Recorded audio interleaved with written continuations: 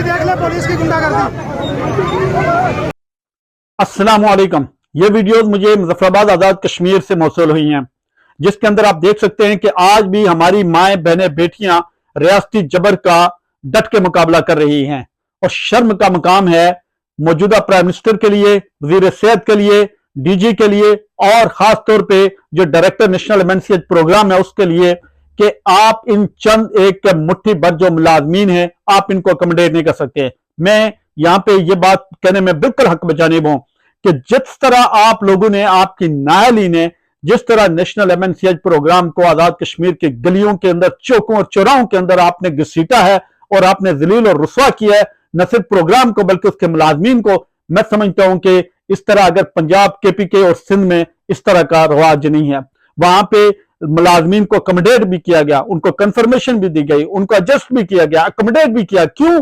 कि उन्होंने महकमा सेहत आम को सर्व किया। मुझे आज भी याद है कि कोरोना के वो दिन जब सारे लोग भाग गए थे, हमारे ये छोटे मुलाजमीन खड़े थे और ये छोटी जो वर्कर थी ये वहां पे खड़ी थी। और करप्शन और नाली की ये तारीख एक ऐसी सियातरीन तारीख है। मैं खुद जानता हूं अपने डायरेक्टर को, जो प्लानिंग कमीशन इस्लामाबाद के अंदर जाते हुए डरते थे, जो कि एक चपरासी और पीएम तक नहीं मिल सकते थे, जिनको फाइलें वहां से हम लोगों ने अप्रूव करा के दी और जिनके फाइनेंस से चीजें हमने अप्रूव करा के दी।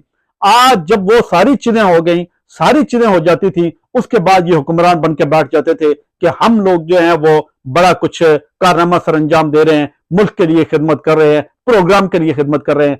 आज भी मैं समझता हूं कि अगर इन लोगों के अंदर अगर कोई भी शर्म और हया बाकी है तो वो इन तमाम लोगों को न सिर्फ ये कि अकोमोडेट करें बल्कि एडजस्ट करें। इसलिए कि आपके तमाम जो हॉस्पिटल हैं, तमाम के तमाम आपके जो इदारे हैं, उनके अंदर जरूरत है, बंदों की जरूरत है, लोगों की जरूरत है और ये सारे लोग एडजस्ट हो सकते हैं। आप लोग करके क्या रहे हैं? नए लोगों को अकोमोडेट, नए लोगों को आप अपने मनपसंद लोगों को वहां पे एडजस्ट कर रहे हैं और इन सारे लोगों को बाहर निकाल रहे हैं। ये किसी तरह की भी जो है वो इंसाफ नहीं है। मैं समझता हूं कि अगर नेशनल एमएनसीएच प्रोग्राम के ये जो हमारे मुलाजमीन हैं, इनको अगर आप लोग एडजस्ट नहीं करते हैं तो फिर याद रखिएगा कि तमाम मुलाजिम तंजीमें जो हैं वो आपके खिलाफ सरापा एहतजाज होंगी, बाहर निकलेंगी। उनको निकलना भी चाहिए, इसलिए कि आपने बहबूद आबादी के मुलाजमीन के साथ किया, आपने अडाक के ऊपर जो मुलाजमीन है उनके साथ आप क्या कर रहे हैं। आज भी आप कह रहे हैं कि एक तरफ कह रहे हैं जी कि हम अडाक